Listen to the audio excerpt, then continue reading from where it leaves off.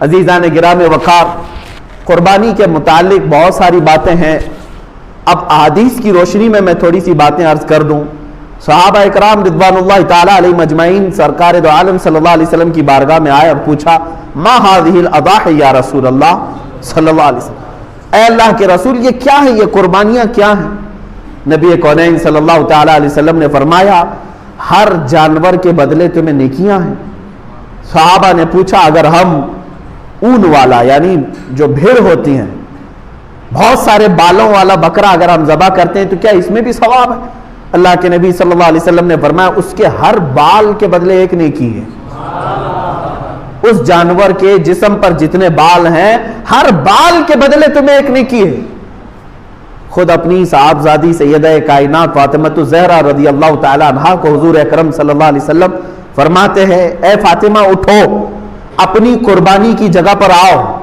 جب قربانی کرنی تھی کہا کہ تم آؤ کھڑی ہو جاؤ اور دیکھو گواہ رہو قربانی کے. انہوں نے پوچھا کہ کیوں یا رسول اللہ صلی اللہ علیہ وسلم؟ حضور اکرم صلی اللہ علیہ وسلم نے فرمایا قربانی کے جانور کا خون کا قطرہ زمین پر گرنے سے پہلے مولا سابقہ گناہوں کو معاف کرتا ہے، تمہارے گناہ معاف کر دیے جاتے ہیں.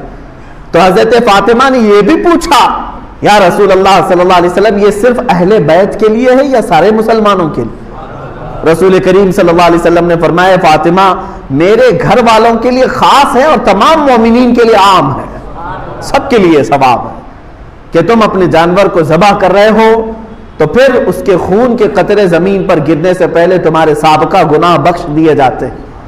اب قرآن کی آیت کی طرف بھی اگر آپ آؤ 17ویں پارے میں سورۃ الحج میں اللہ تعالیٰ فرماتا ہے لَن يَنَالَ اللَّهَ لُحُومُهَا وَلَا دِمَاؤُهَا، تمہارا گوشت اور تمہارا خون اللہ تک نہیں پہنچتا ہے، یہ گوشت اور خون نہیں پہنچ رہا. وَلَٰكِن يَنَالُهُ التَّقْوَىٰ مِنكُمْ، بلکہ اس کے ذبح کرنے کے وقت جو تمہارے دلوں کی نیت ہے وہ اللہ کو معلوم ہے، اسی پر تمہیں اجر و ثواب ہے. تم کس لیے کاٹ رہے ہو؟ گوشت کھانے کے لیے کاٹ رہے ہو یا اللہ کا تقرب حاصل کرنے کے لیے، اللہ کا قرب حاصل کرنے کے لیے؟ آپ سوچتے ہوں گے ایک جانور کو ذبح کر کے اللہ کا قرب کیسے حاصل ہوتا ہے، کیسے اس کے قریب ہوتا ہے آدمی ایک جانور کو کاٹنے؟ میرے عزیزو یہ بھی میرے رب کا احسان ہے. کیا ہے جانتے ہیں؟ در حقیقت قربانی تو اپنی جان کی ہونی چاہیے تھی. اللہ تبارک و تعالیٰ چاہتا تو تم سے یہ فرماتا جیسے حضرت ابراہیم علیہ السلام سے مانگا اس نے. اللہ تبارک و تعالیٰ نے فرمایا کہ اے ابراہیم اپنے بیٹے کو ذبح کرو.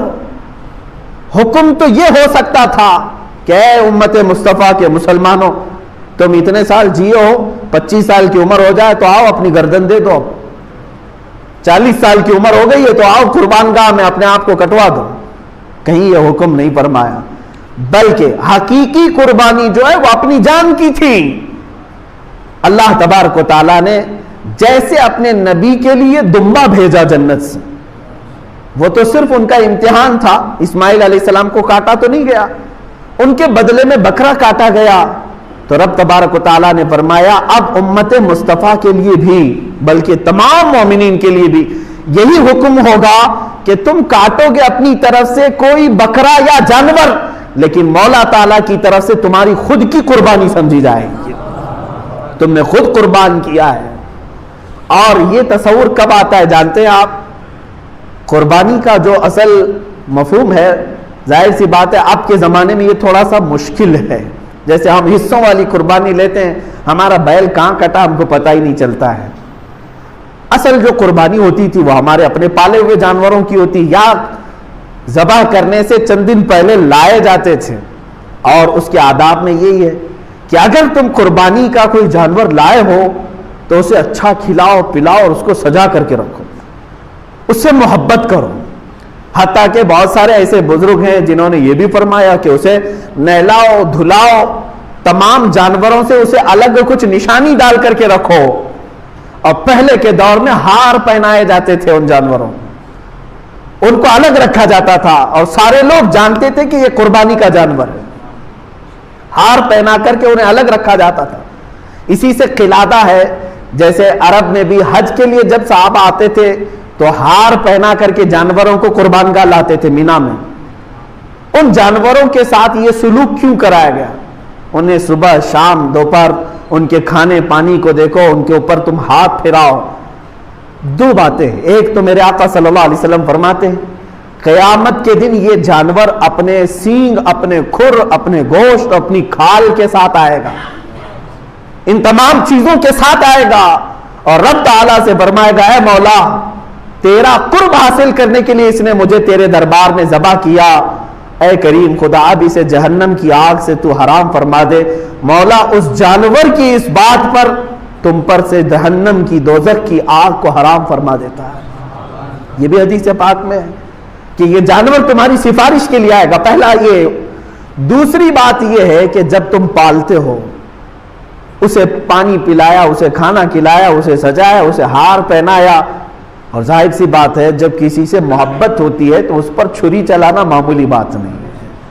اب یہی چیز دیکھی جاتی ہے ذی الحجہ کی 10ویں کو یا 11ویں کو یا 12ویں کو اپنے ہاتھ سے کھلائے ہوئے جانور کو، اپنے ہاتھ سے پلائے ہوئے جانور کو، اپنے ہاتھ سے اسے پھول پہنائے تھے، نہلائے دھلائے تھے، جب چھری چلا رہے ہو تو در حقیقت تم اپنی خواہشات پر چھری پھرا رہے ہو، اور یہی رب تعالیٰ کی بارگاہ میں قبول ہے کہ تمہارا تقوی دیکھا جائے گا۔ اللہ قرآن میں فرماتا ہے لن تنالوا البر حتى تنفقوا مما تحبون، اس وقت تک تم بڑی کامیابی نہیں حاصل کر سکتے جب تک اپنی محبوب چیز کو اللہ کی بارگاہ میں قربان نہیں کرتے، اپنی پسندیدہ چیز کو جب تک قربان نہیں کرتے۔ اسی لیے جانوروں کے ساتھ انسیت ہونا چاہیے۔